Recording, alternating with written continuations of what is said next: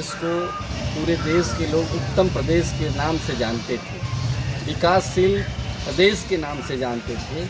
कभी यहाँ पे नौकरियों की बाढ़ सी आया करती थी और आज उत्तर प्रदेश सरकार के गलत नीतियों के कारण जो नौकरियाँ निकल भी रही हैं उसमें आरक्षण पे डाका डाला जा रहा है। इसमें इस प्रदेश की सरकार की नीतियों में कहीं भी सामाजिक न्याय की बात नहीं हो रही है। आप देख रहे हैं, एक वांट निकली थी, 22 लोगों की नियुक्ति होनी थी, जिसमें 17 लोग उनके स्वजाति लोगों की नियुक्ति हुई है। उसमें कहीं भी आरक्षण और संविधान का ध्यान नहीं रखा गया है। यह प्रदेश, इस प्रदेश में कहीं तमाम देश की फैक्ट्रियां लगने की बात हो रही थी। यहाँ रोजगार का अवसर लोगों को ढूंढा जा रहा था कि लोगों को मिलेगा, नौकरियां मिलेंगी, नौजवान पलायन नहीं करेगा। लेकिन प्रदेश की सरकार की गलत नीतियों के कारण आज जो हालात है, उत्तर प्रदेश में बेतहाशा बेरोजगारी बढ़ रही है, महंगाई बढ़ रही है। महंगाई पर इस प्रदेश सरकार की कोई भी नियंत्रण नहीं है। आपको बताते चलें कि आज सोने का रेट इतना ज़्यादा बढ़ गया है कि कोई भी गरीब व्यक्ति अपने बच्चियों को के शादी में गिफ्ट करने से घबरा रहा है। उसको अपने मूल ज़मीनों को बेचना पड़ रहा है।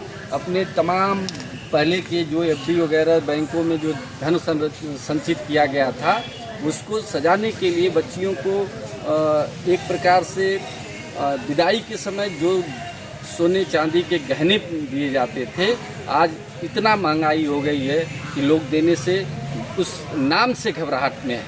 ये प्रदेश महंगाई के रूप में जाना जा रहा है। देश और प्रदेश की सरकार केवल एक ढिढोरा पीट रही है कि हम सामाजिक न्याय की बात करते हैं, लेकिन जब तक जातिगत जनगणना नहीं होगी, इस देश में कभी भी गरीबों के, वंचितों के, शोषितों के चेहरे पर वह मुस्कान नहीं आएगी जो संविधान बनाने वाले लोगों ने सोचा था। इस देश के क्रांतिकारियों ने जो सोचा था, इस देश में एक संविधान के माध्यम से मानवतावाद की स्थापना की गई है।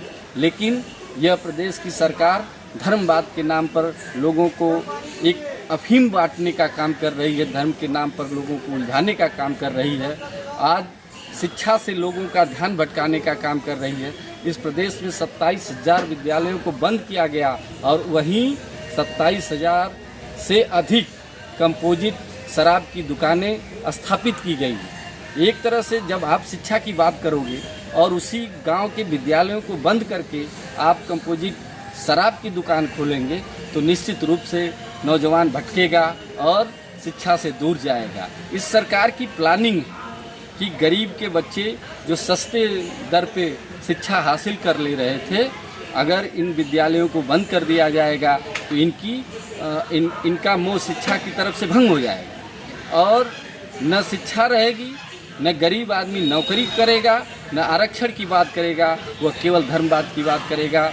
और इनके जो मंत्री और विधायक और सांसद हैं, जिनके बच्चे विदेश में शिक्षा ग्रहण करते हैं, उनका जिंदाबाद बोलेगा। और आप देख रहे हैं कि उत्तर प्रदेश से लेकर के देश में आरक्षण के ऊपर एक प्रकार से डकैती डाली जा रही है। और ये सरकार का एक कुचक्र है कि यहाँ के नौजवानों को